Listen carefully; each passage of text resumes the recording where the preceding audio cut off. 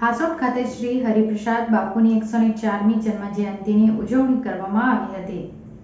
હાસોટ ગામના નવી વસાહત ખાતે શુક્રવારના રોજ બપોરે 2 વાગે શ્રી હરિપ્રસાદ બાપુના મંદિરના પ્રાંગણમાં 104મી જન્મજયંતિ નિમિત્તે ભજન તથા મહાપ્રસાદનું આયોજન કરવામાં આવ્યું હતું,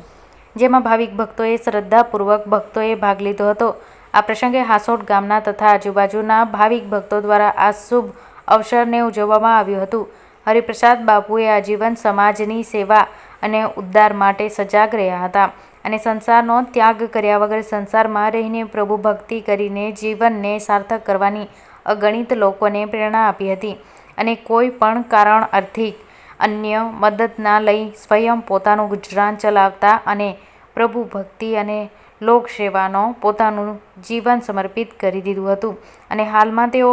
પુત્ર શ્રી જસવંત બાપુ તેના પિતા દ્વારા ચાલુ કરેલા આ સેવા યજ્ઞને ખૂબ જ મહેનત કરી દેશ વિદેશના લોકોને ઉચ્ચ જીવન જીવવા અને